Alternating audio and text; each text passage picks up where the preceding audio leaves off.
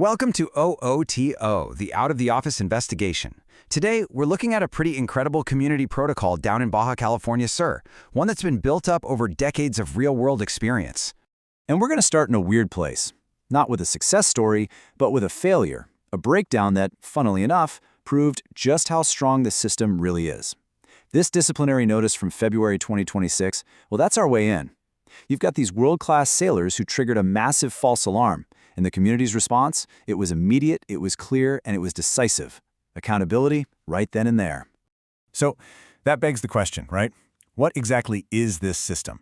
And how on earth did this remote community build something so tough it can hold elite athletes to account? We're going to walk through it. First, the incident itself. Then, the protocol they broke, where the local power comes from, their pretty amazing environmental rules, this thing called a social license, and finally, what it all means for the future. All right, let's dive right into Section 1, a system-wide alert.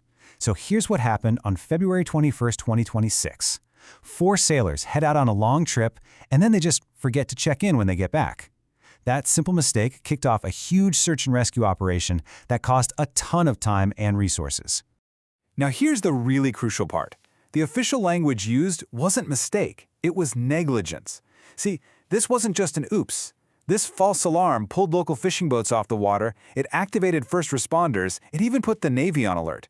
This was way more than just a bad day for a few athletes. It was a major violation of a system the entire community depends on.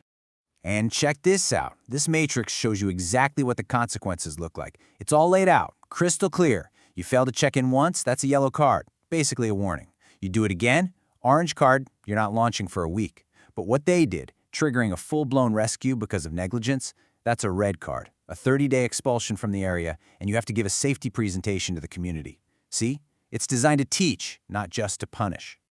Okay, so what rule did they actually break? That takes us to Section 2, and the absolute cornerstone of this whole thing, the Float Plan Protocol.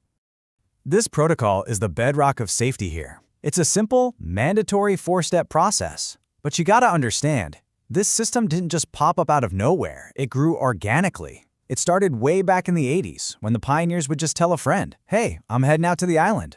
Over the years, those casual plans evolved into this robust, centralized system we see today. And at the very heart of it all is the Bitácora Obligatoria, which is just the mandatory logbook. Think of it like the air traffic control tower for the bay. It's a shared intelligence hub. Before you even hit the water, your route, your gear, your ETA, it's all on record. That one simple logbook turns a bunch of individual trips into a collective safety net. And it's not just about paperwork either. The protocol demands you have the right gear: communication, flotation, protection.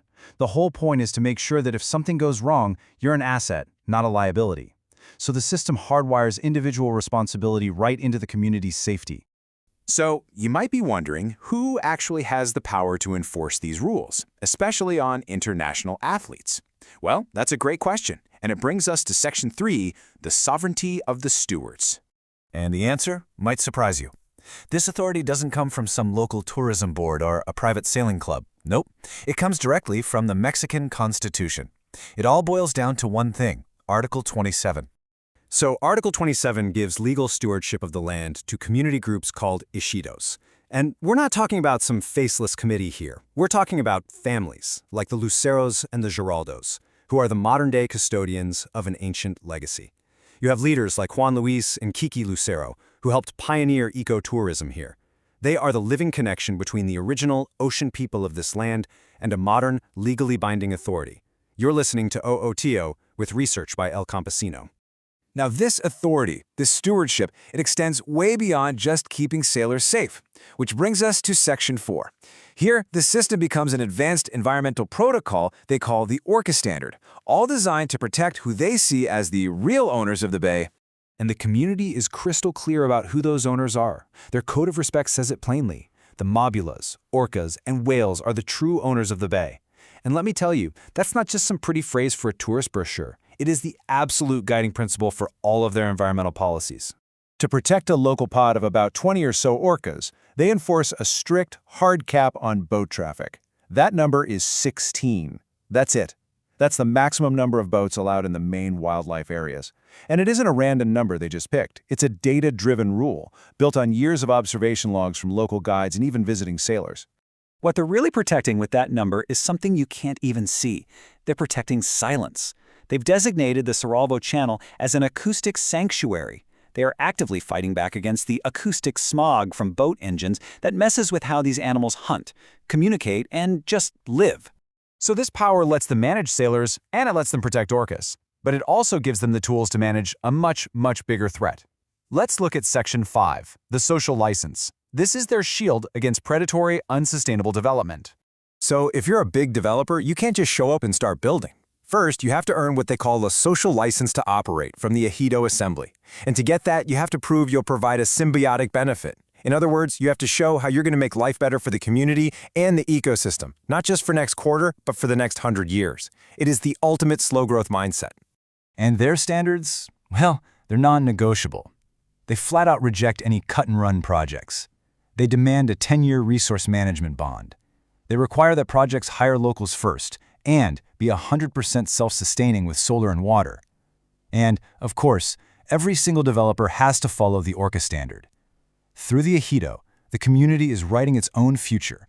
And that brings us to our final section, a blueprint for balance. How do all these pieces, the human safety, the ecological protection, the local sovereignty, all weave together to create something that's actually sustainable?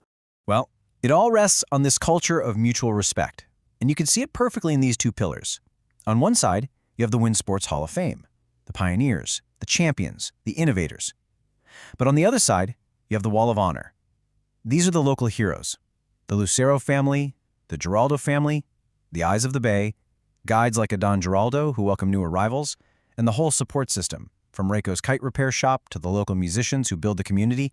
They have a great word for this there, co-responsibility. It means co-responsibility or shared responsibility. It's this beautiful model where the extreme sports, the serious conservation, and the community's rights aren't fighting each other. In fact, they make each other stronger. It's a system that, for decades now, has managed to strike this incredible balance between access and preservation. Which leads us with a really big question, doesn't it? In a world where adventure tourism so often leads to exploitation, where so many beautiful places are being loved to death, is this interwoven model, built on local wisdom, athlete respect, and decades of hard data, is this the future? Could this be the only real path forward for sustainable adventure?